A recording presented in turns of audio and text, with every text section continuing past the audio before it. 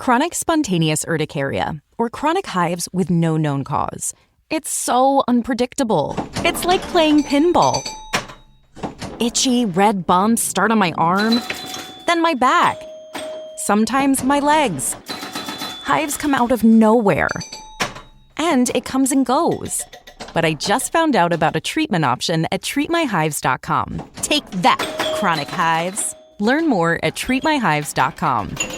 Welcome back to Fine Tuning with Julie Taymor, your one-stop shop when it comes to animation news and commentary. I'm entertainment writer Jim Hill, and Mr. Taylor, whose writings on the industry you can regularly read over on The Wrap, and whose musings on the Mission Impossible movies you can still listen to on Light Diffuse, the official Mission Impossible podcast. Drew and I are recording this week's show on Saturday, October 25th, which is a wee bit early for us, but that said, Drew, it's not early out in Hollywood, at least when it comes to award season, right? No, Jim, we are fully in it. Mm-hmm. I remember Jim asked me, I think last week, what my schedule was, and I said, I think I'm doing 4 Q&As this week. So yeah, we're in it. We're in it. Did some great ones at Animation is Film last weekend, and hope everybody had fun there.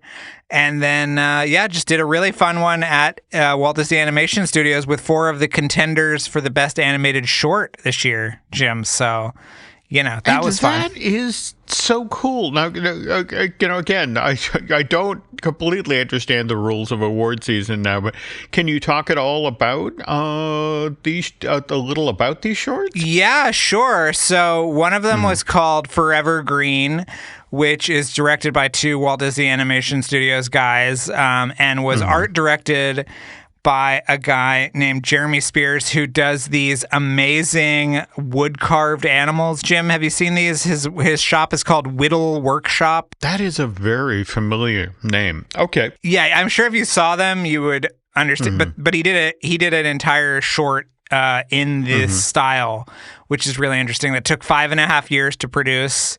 Using, computers at the animation studio. And another short was the actual Disney short this year called Versa, which is a really beautiful short that was by an animator who lost a child.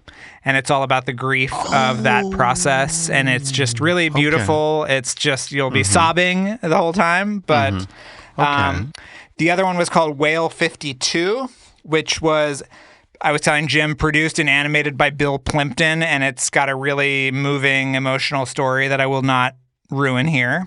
Okay. And then the fourth one was called Two Ships, and is actually directed by Jodie Benson's son, which is really cool. So, yeah, just a great, diverse group of animation styles and filmmakers, and we had a great discussion afterwards, and it was a real treat. Oh, very cool. Yeah. Wow. Okay. And was this in the screening room right off the lobby there at Feature Animation? Jim, this is the recently renamed Bernie screening room. Yeah. So, yeah.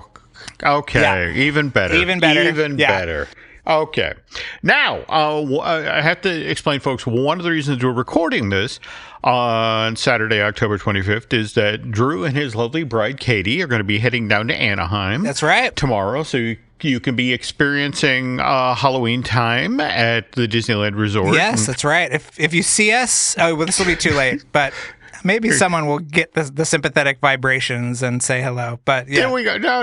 Now, speaking of which, I have to say, I haven't seen it in person yet, but near as I can figure, the scariest thing right now at Disneyland is, in fact, the animatronic Walt in the Main Street Opera House. And you have seen this in person yet. Has Katie? I have, yeah. We went a few weeks, or maybe the week after it debuted. I think the virtual queue had already been dissipated by then.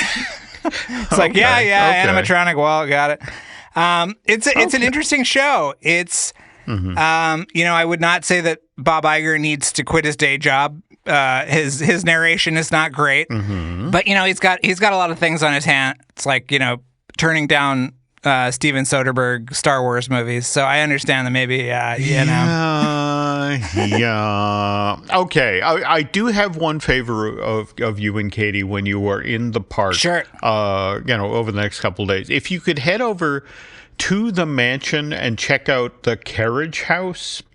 Because the way it was explained to me, when they actually built that thing, it was on the back of, the belief of how much Nightmare Before Christmas merch the park wasn't selling because they didn't have a gift shop immediately, outside of the exit after people got off of Haunted Mansion Holiday. And my understanding is this thing opened last year, December 23rd, so they really couldn't cash in last year. But this is supposedly the first year, and you've been in it previously, right? Yeah, it really sucks. I hate it so much. But oh, wow. Well, I mean, it totally ruins the view of I don't know what we're calling the mountain for Tiana's, but it's just so awkward, and it's like it feels very off the shelf. But I will stop by, and I want to get a glimpse of the new Jack walk-around character because I think he looks great. That animated figure, that animated face is so great. So no, I agree. Yeah. I agree. So what do you want to know? You want to know if there's nightmare stuff? Well, they supposedly had standard Haunted Mansion stuff in it right up until the change out. And evidently now when you walk in, it's Jack Skellington Central, to the effect of, so just, some sort of report on did they actually do that? Is it all stuff for Haunted Mansion Holiday, or is there classic mansion stuff in there? Okay. I'll report back. Anyway, apologies, folks. I know this is an animation podcast. We really should get to the animation news. So, all right, we will do that. But first, we have to acknowledge our sponsor, which is unlockmagic.com, where you get real discounts on Walt Disney World and Universal Orlando tickets, sometimes upwards of 12% off. And just so you know, Unlock Magic is run by the exact same team behind the DVC rental store and the DVC resale market. So just pick your dates, grab your tickets for hard ticket events like Mickey's Very Merry or Jollywood Nights. Oh, and when you get those tickets, please tell the nice folks at unlockmagic.com that Drew and Jim sent you.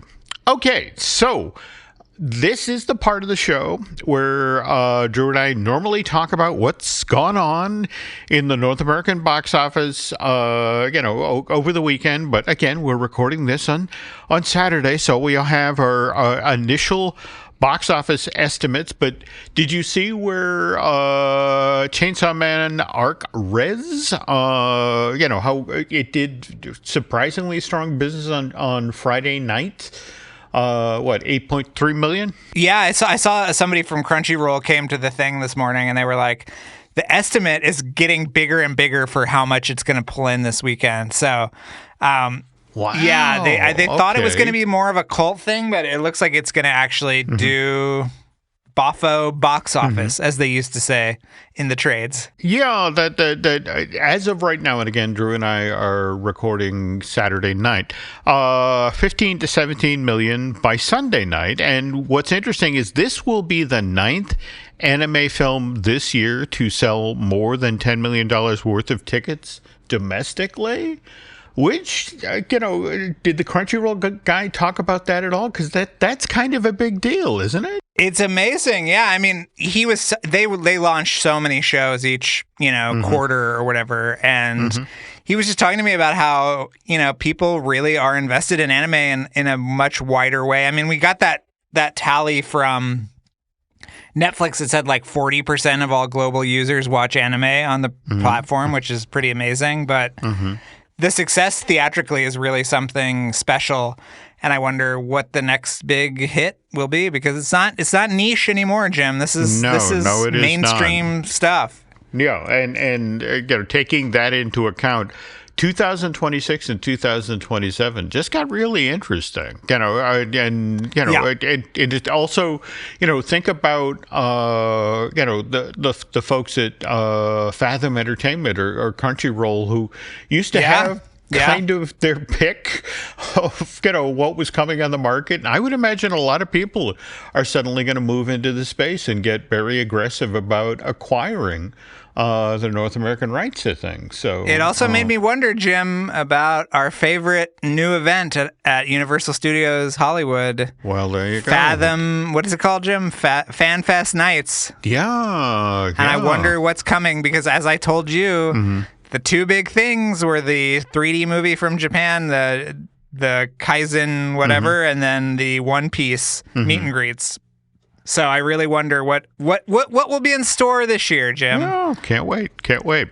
Now, and speaking of things coming to North American theaters, what's kind of interesting about this is this is going the other way, Drew. Did you see this Paw Patrol Christmas Story where this is the holiday special? This is the thing that's going to air on Nickelodeon and Paramount Plus on November 28th, but it's getting a theatrical release internationally. What? Yeah. How long is it? Isn't it like an hour or something? Well, that's the thing. It's 44 minutes long.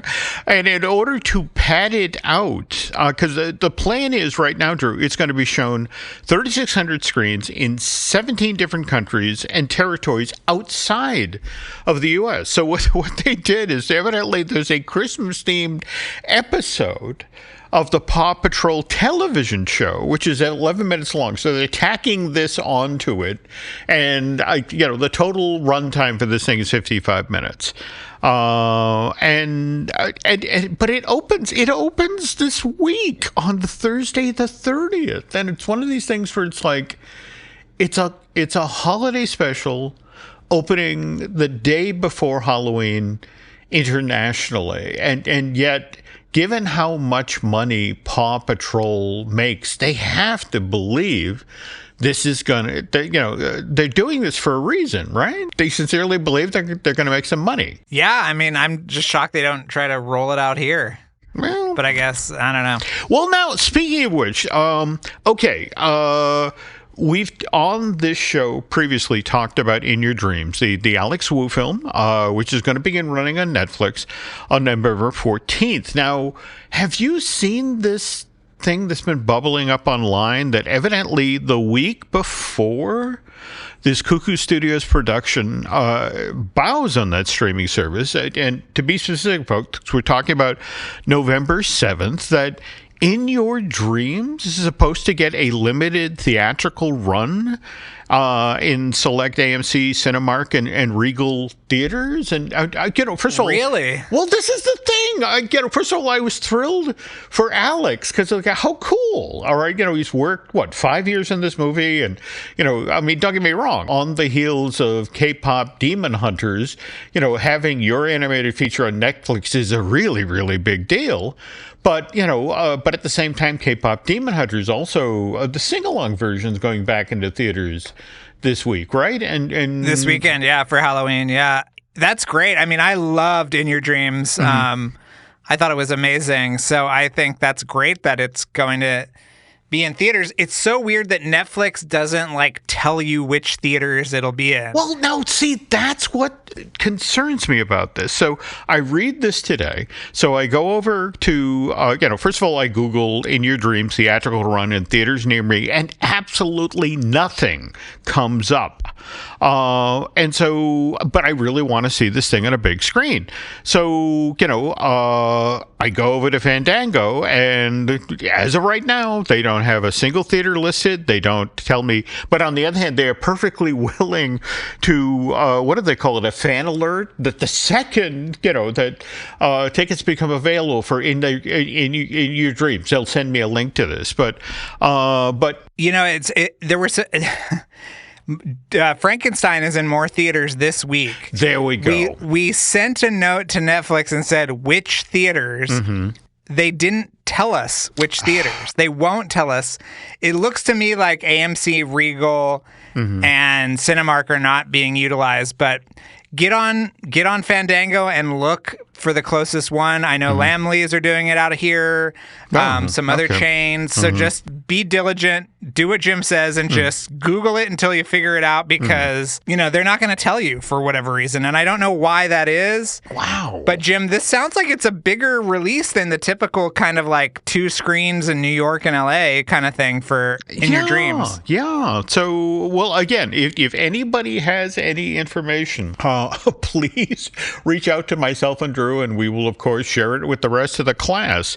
And speaking, by the way, of movies in theaters, by the way, wanted to remind folks that the 3D remastered version of Paranorman began running in theaters, well today, the day that Drew and I are recording this, Saturday, October 25th, and that this Leica movie, again, problem here, folks, very limited run. It's the 13th anniversary edition of the stop-motion film, and it also includes that brand new Paranorman short, The Thrifting. And you might get a new look at Wildwood if you go. Okay, now I really, really need to go. But this is the thing. It supposedly finishes its run. I mean, this is what makes me crazy. The sentence starts with, it's a limited release, 1 week in theaters, but then the dates everywhere for this, Drew, are Saturday, October 25th through Tuesday, October 28th, which, by the way, oh my God. Yeah. That's too quick. No, that's it exactly. So it's literally, the day this podcast goes live, folks, if you're just getting this news, this is your one opportunity tonight, or later today, if they're doing a matinee, to get out and see this thing. And I really, really want to see The Thrifting, to see, the whole notion of, how, did they pull it off? Is it a CG short that does, in fact, look like, that stop motion film from 2012. But anyway, okay. And while we're reminding you, things to put on your calendar, at this point, folks, we are basically 4 weeks out from Zootopia 2, which opens in theaters November 26th. And by the way, if you want to learn more about how this Byron Howard, Jared Bush film came together, Chronicle Books, The Art of Zootopia 2, is going to be hitting store shelves 8 days before the film arrives in theaters, so that's November 18th. Jim, you have to promise us right now that you're not going to flip to the end of the book. No, I'm sorry. I'm a 66-year-old man. That ship has sailed. All right. Okay. And by the way, he was dead the whole time in the movie. Rosebud was a sled. What else can I spoil here? Tyler Durden was imaginary. Yeah. There we go. All right. Okay. But a week before this, November 11th, J.B. Kaufman's long-awaited Worlds to Conquer, the art and making of Disney's Fantasia, finally hit store shelves. And I got to tell you, a lot of us animation history buffs have been waiting on this 320-page hardcover since JB's last book, Pinocchio, The Making of a Disney Epic. That was his last book? Well, Good Lord. Well, I mean, he's worked on a number of those historical society, the Alliance of the Disney history writers, I want to say the True Life Adventure book. There's a couple of other things. You know what I got this week, Jim? What? In the mail is the Ex Atencio book. Oh, it is beautiful. I wish I had it with me. It's like a tall hardcover book that it looks amazing. So yeah, that, by the way, I literally have that on my holiday shopping list. That comes out, folks, on November 4th. But anyway, we were just talking a moment ago about Pinocchio, and when Drew and I get back from this break, we're going to take a look at Disney Studios' second ever full-length animated feature and how this led to a Halloween haunt-like maze at Hong Kong Disneyland in 2017. Sounds a little spooky, Jim. That it does. But first, this. This is an ad. I hate ads! An ad for crisp, refreshing Angry Orchard hard cider. That is refreshing. An ad that interrupted your podcast. I hate being interrupted! To remind you to stop being angry at me and crack open an Angry Orchard. That's a good idea. Don't get angry! Get Orchard. Angry Orchard Cider Company, LLC. AngryOrchard.com. Please drink responsibly. Angry Orchard is a hard cider with other natural flavors.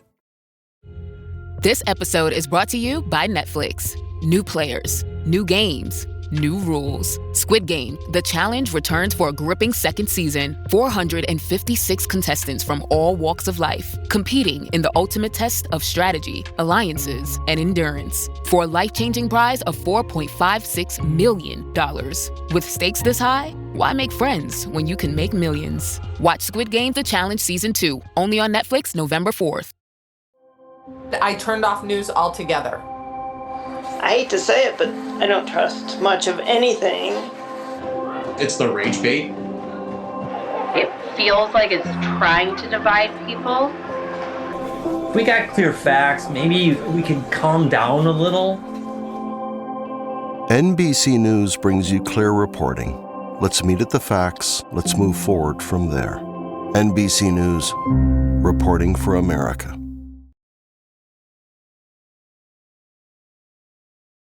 And we're back.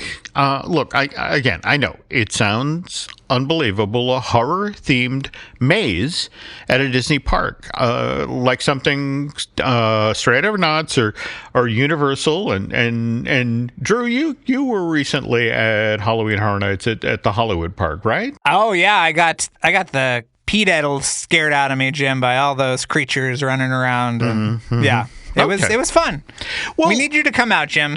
There's nothing that scares you besides your pharmacy bill these days. So we want you to come out. We don't even want to talk about that.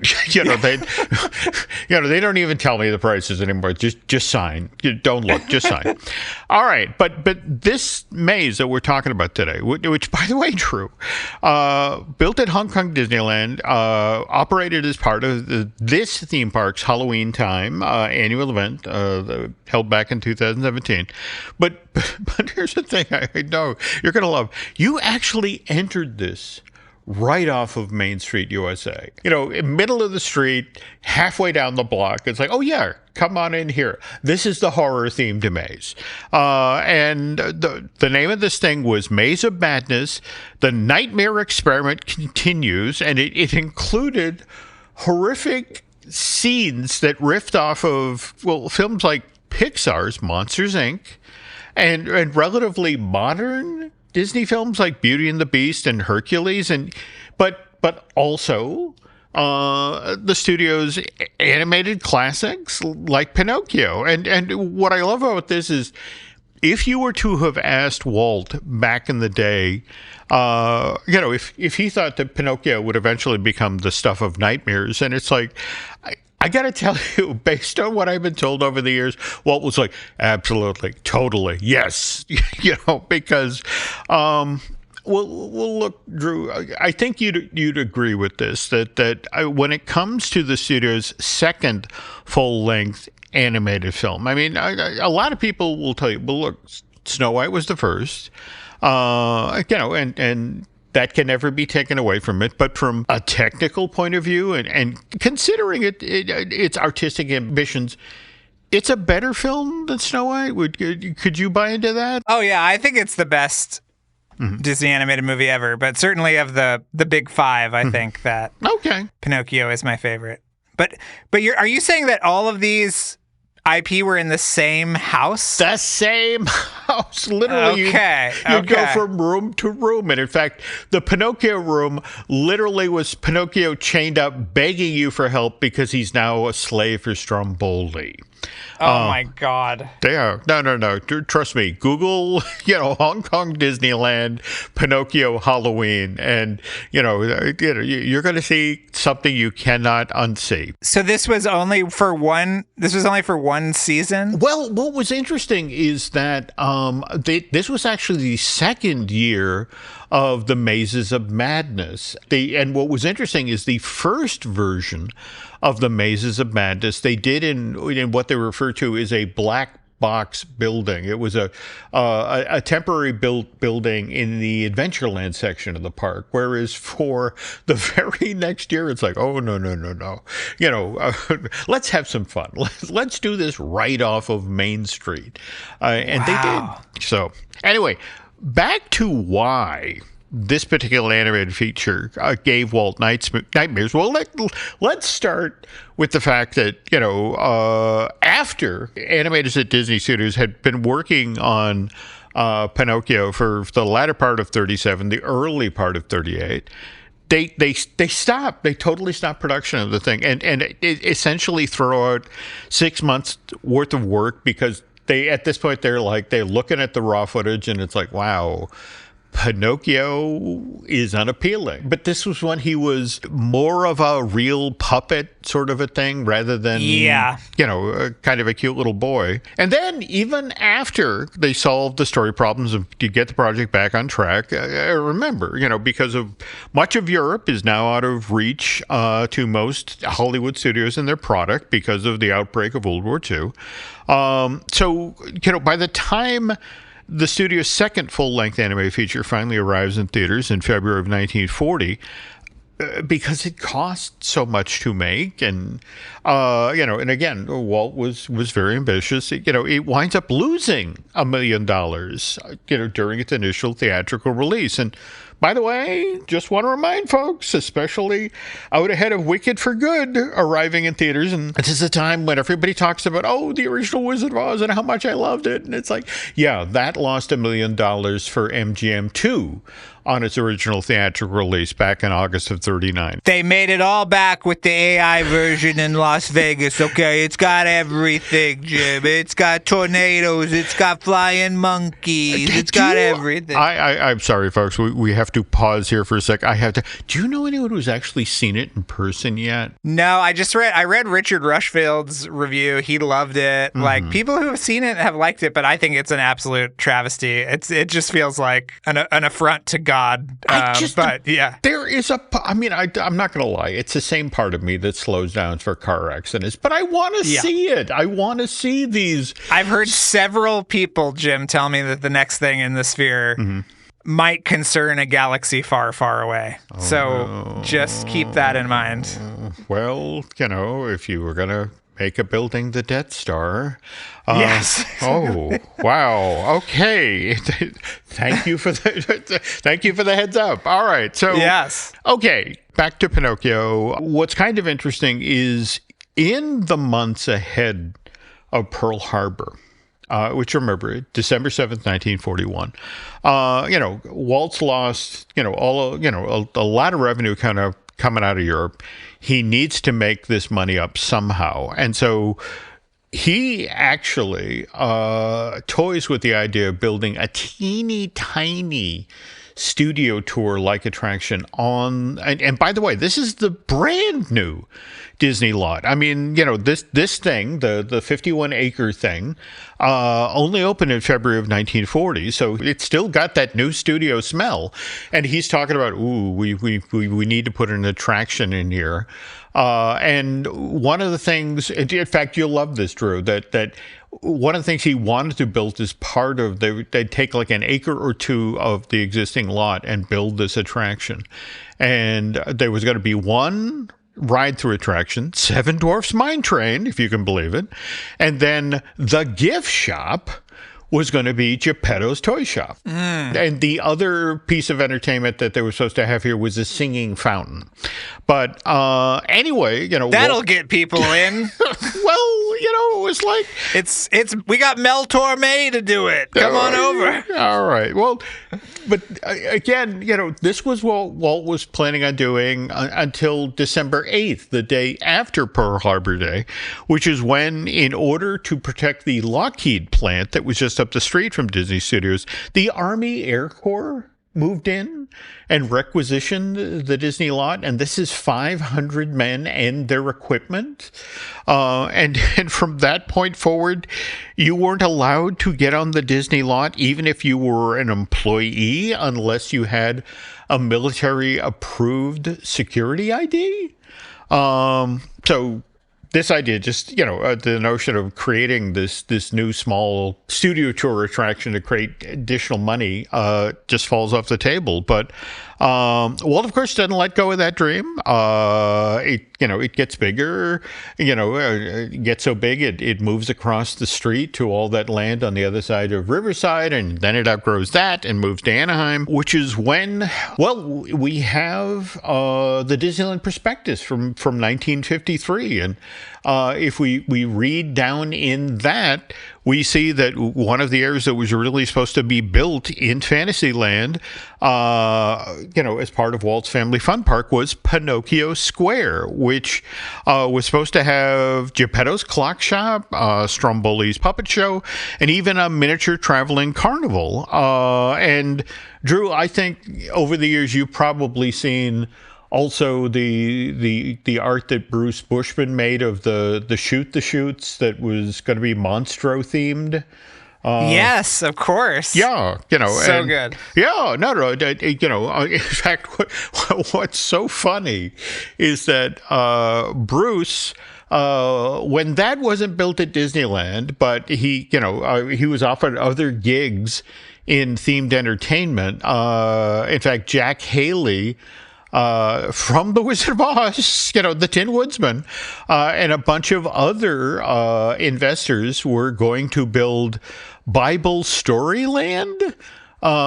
What's so funny about that is, folks, if you Google Bible Storyland and go through the concept art that Bruce Bushman did for that, you'll find the Jonah and the Whale ride, which, Drew, it's the exact same piece of art for the Monster to the Whale Shoot the Chutes. Maybe he's moved the whale's eyes a little bit instead of and colored him a different color, but it's the exact same ride. I mean, the exact same setup. But anyway, when Disneyland opens July 55, Pinocchio Square and the Monstro Shoot the Chute, nowhere to be found. However, by year 2, the little wooden boy, his presence is now known in Anaheim. And again, you can't miss Monstro. It's the very thing that guests, the very first thing that guests saw when they set sail on the Storybook Land Canal Boat ride. That opens June 56. And after you're swallowed by that whale, one of the things to see along the shoreline is a miniature recreation of Pinocchio's village, and there's Geppetto's toy shop front and center. Did you hear they're adding a Tangled tower to that? I saw that. And by the way, have you seen the concept art for this? The AI created concept art? Where? No. Oh, well, this comes straight from Schul. He says, if I had brought that piece of concept into Marty, he would have slapped me. Because next time you get a chance, look at the art, all right? Because, well, first of all, okay, the tower is, like at the, say at the 11 o'clock position in the piece of art, but everybody that's in that canal boat is looking in the opposite direction. The brand new thing that you're going to build, no, they're looking across the water at the other eyes. No, that's it exactly. And then even the young lady who's driving the boat is looking, away from the tower. It's like, what is this? Lord of the Rings, don't look directly into the eye. But anyway, moving now to the Magic Kingdom in Florida, October of 71. Pinocchio, part of that park's Fantasyland as well, but not a ride, not an attraction, a quick service restaurant, which, by the way, Pinocchio's Village House has the distinction of serving the worst pizza in all of Orlando. Very scary place to have a meal, and Drew and I will get to even scarier Pinocchio-related items in a moment. But first, this. Running a business comes with a lot of what-ifs, but luckily there's a simple answer to them. Shopify. It's the commerce platform behind millions of businesses, including Thrive Cosmetics and Momofuku, and it'll help you with everything you need. From website design and marketing to boosting sales and expanding operations, Shopify can get the job done and make your dream a reality. Turn those what-ifs into... Sign up for your $1 per month trial at shopify.com/special offer. Wherever Bud goes, his harmonica goes with him. It's a pocket full of soul. Now he's living with prostate cancer. He asked his doctor about Xtandi and enzalutamide. Xtandi 40 milligram tablets treats men with prostate cancer that has spread to other parts of the body and responds to a medical or surgical treatment to lower testosterone. Xtandi may cause serious side effects: seizure, a brain condition called PRESS, allergic reactions, heart disease that can lead to death, falls and bone fractures, swallowing problems, or choking that can lead to death. Stop Xtandi and get medical help at once if your face, tongue, lip, or throat start swelling. Tell your doctor at once if you faint, have a seizure, quickly worsening headache, decreased alertness, confusion, vision problems, chest pain or discomfort, or shortness of breath. Xtandi can cause harm to an unborn baby or miscarriage. Use birth control during and 3 months after Xtandi. Common side effects include muscle and joint pain, feeling unusually tired, hot flashes, constipation, less appetite, diarrhea, high blood pressure, bleeding, falls, fractures, and headache. Talk to your doctor and visit Xtandi.com. All right, so Drew, we're back, and we were just talking about Walt Disney World, opening October 71. And have you been into Pinocchio's Village House at all in a visit to the park? Yeah, the one in Florida you're talking about. Mm-hmm. Didn't it get a retheme? Isn't it Snow White themed now, or is it still? No, it's in fact. Okay. I just checked today. In fact, what's kind of interesting is, I found out. They have a gluten-free menu now, so good. There we go. So go. You can get terrible gluten-free pizza. It's like, hey, oh my God, we're moving up in the world. But anyway, that opens in 71. If we jump now to 73.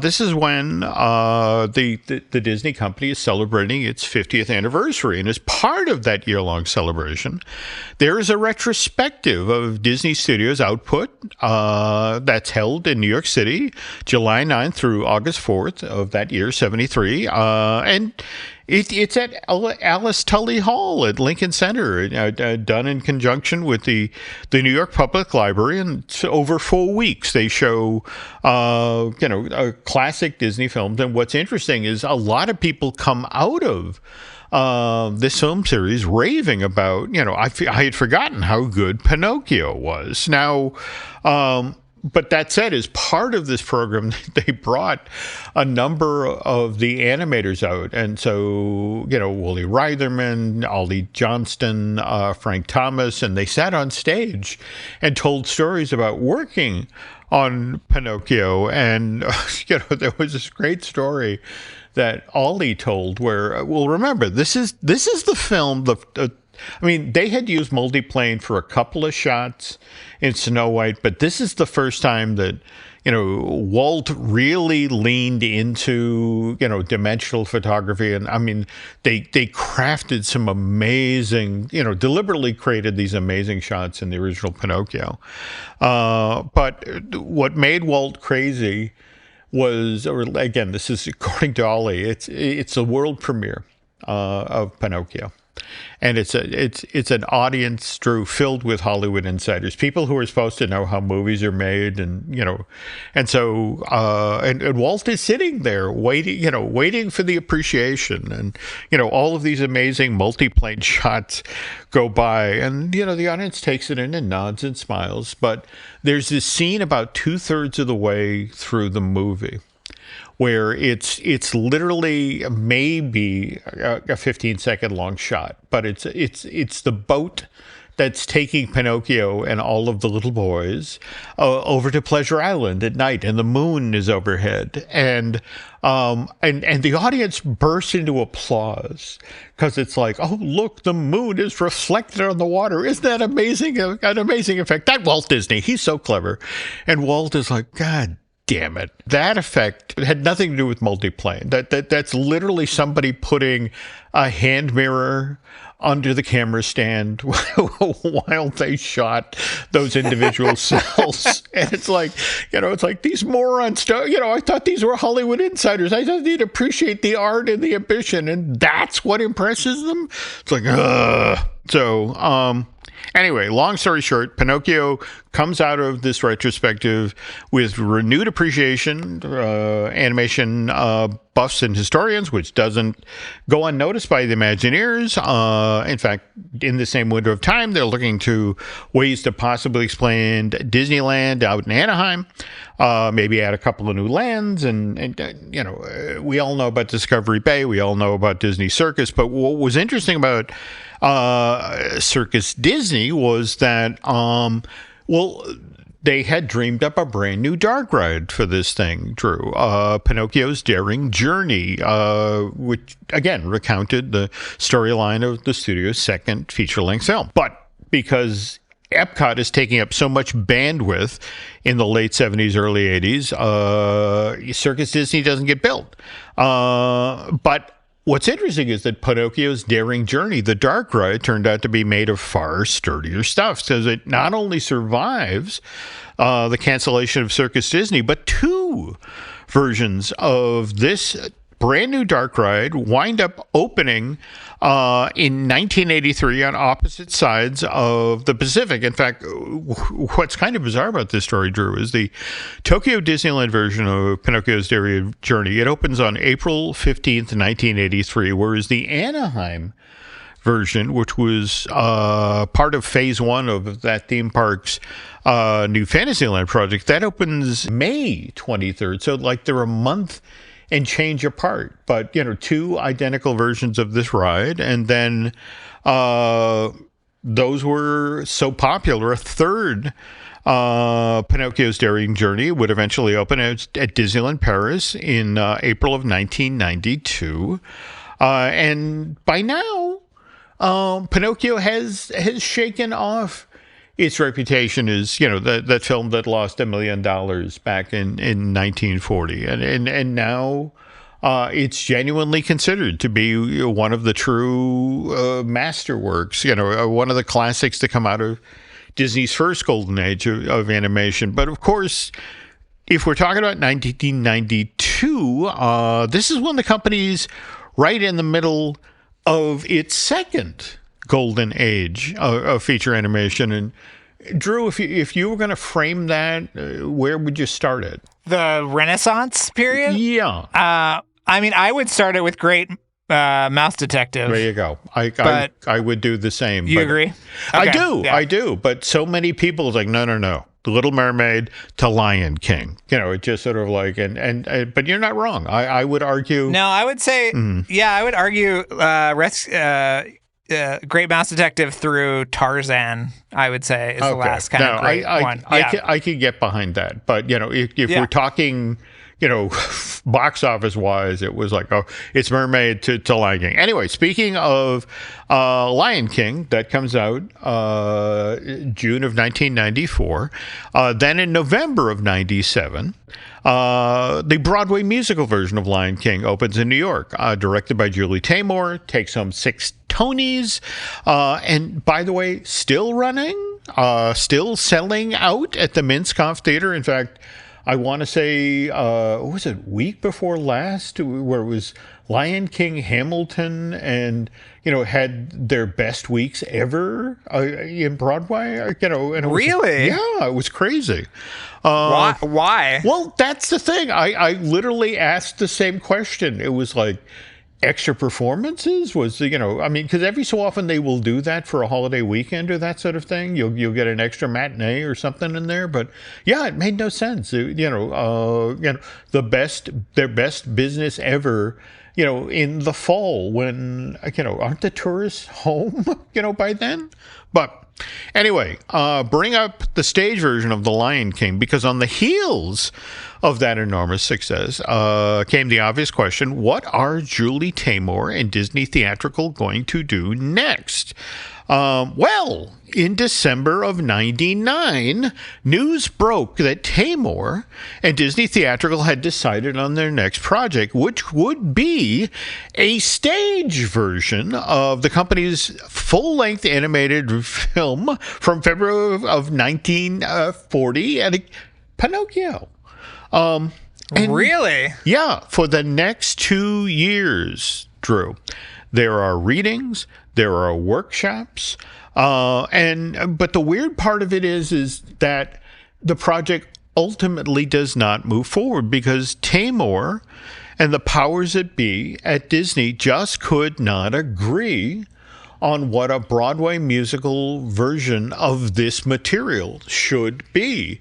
Now, what's kind of interesting, and if you think about the stop motion version that Guillermo did, the one that took home the Oscar, that film very clearly reflects that Carlo Collodi wrote it during a war.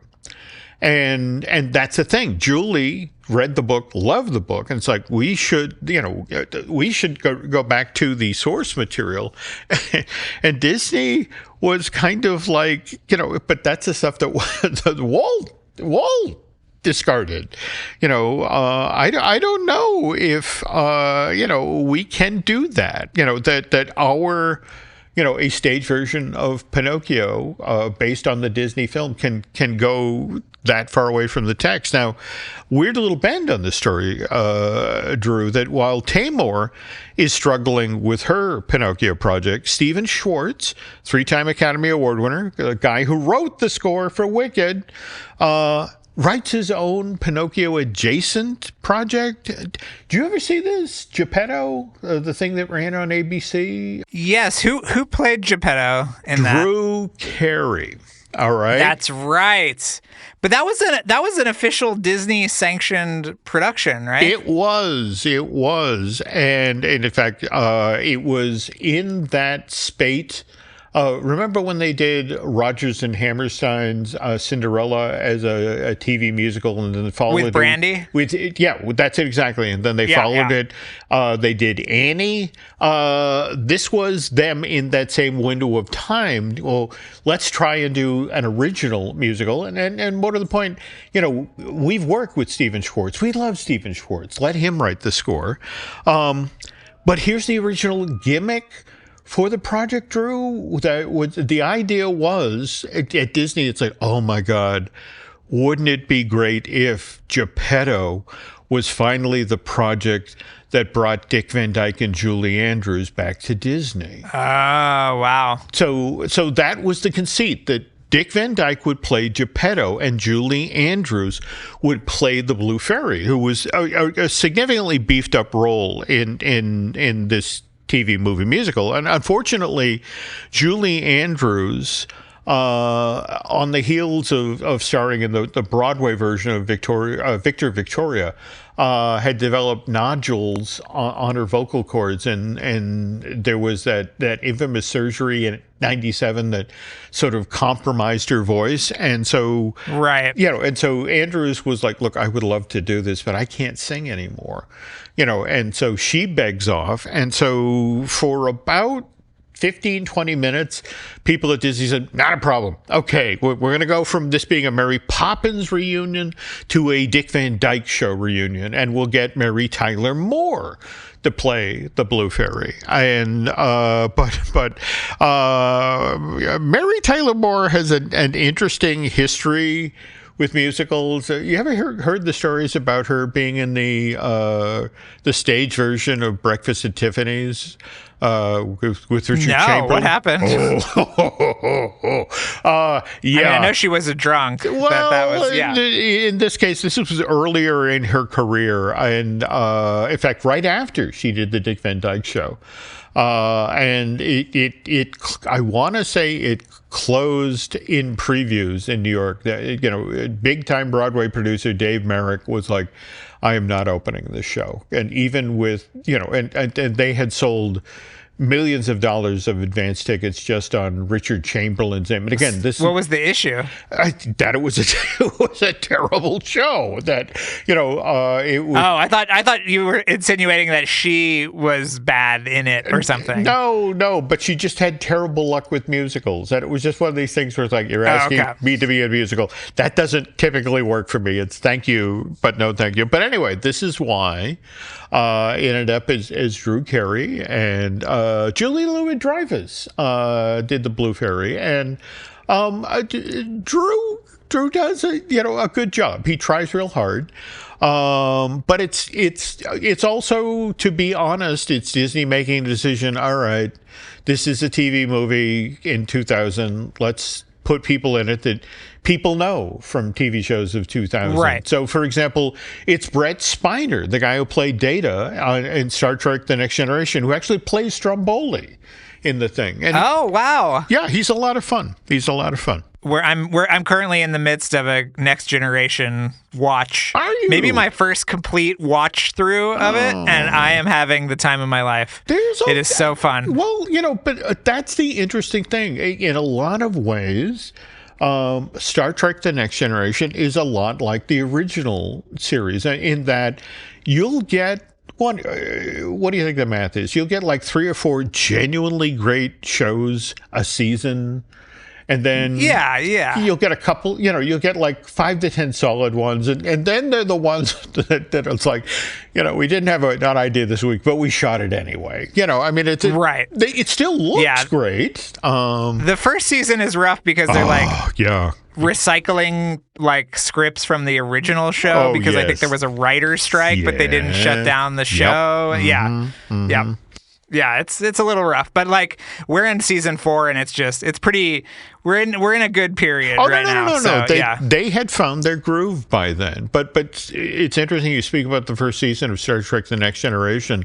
Always killed me that cliffhanger. The way they ended season 1 with the like the signal that's being sent back to whatever the evil people are. They never followed up on that. No. Anyway, back to Pinocchio now. Look, folks, we've gone this far. We now have to talk about Robert Zemeckis' live-action version of Oh, no. Oh, God. I was told I would never have to speak of this again. Oh, my God. Well, no, let's be fair here. Tom Hanks, particularly at this age and with the makeup job that they did, nobody looks more like Geppetto from the 1940 film than Tom Hanks, and I think he does a good job. And by the way, we talked earlier about Wicked on the show. You got to give Zemeckis credit. The fact that he cast Cynthia Erivo as the Blue Fairy. He looked at her and, okay, that this is clearly a magical being, years ahead of when she was cast as Elphaba. But as for the rest of the movie, what this makes me think of, Drew, is that version of A Christmas Carol that Zemeckis did for Disney in, what was that, 2009?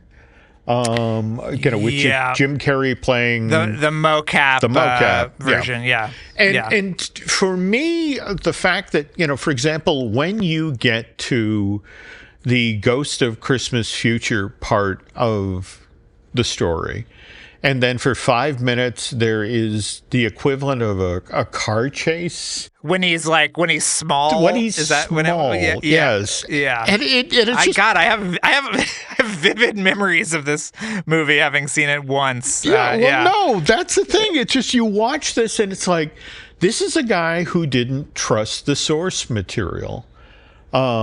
And I have to improve it. And that's pretty much, let's be honest here, that's what he tried to do with, this live action version of Pinocchio. And it just, I guess, and what just puzzles me is I look at that movie and then it's like, this is Robert Zemeckis. This is the guy who made Who Framed Roger Rabbit and Back to the Future. And it's like, how is it the guy who made those movies, which I love? If they're on, if I'm sitting down and I find them on cable, it's an hour of my life gone. I'm going to sit and watch the rest of that movie. And it's like, how is it the guy who made those made Christmas Carol in 2009 and then the Pinocchio from 2022.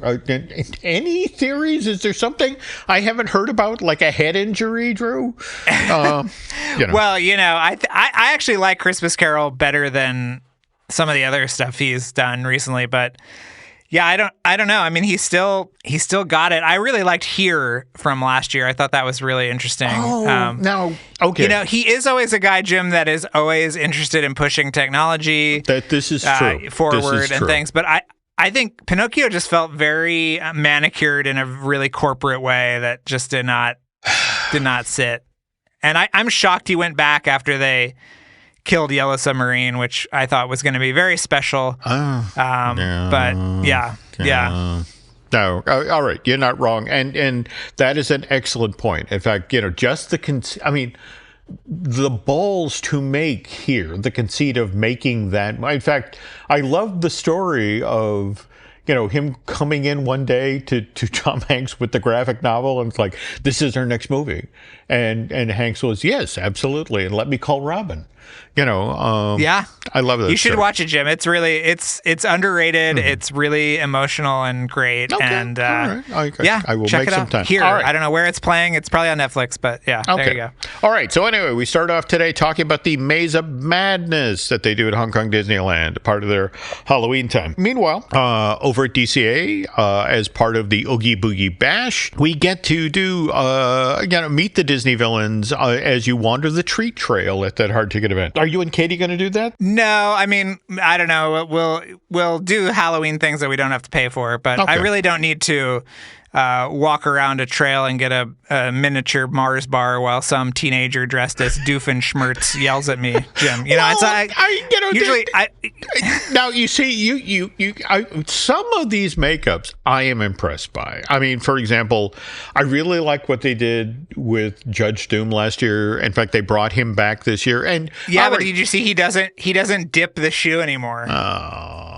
The shoe is kind of like hanging over the dip, but he doesn't do the whole show of it. So that's kind of disappointing. Too many children put into therapy. Okay. And, yes. Ernesto de la Cruz, that's an amazing makeup as well. His makeup is amazing. Yeah. You're right. And I love...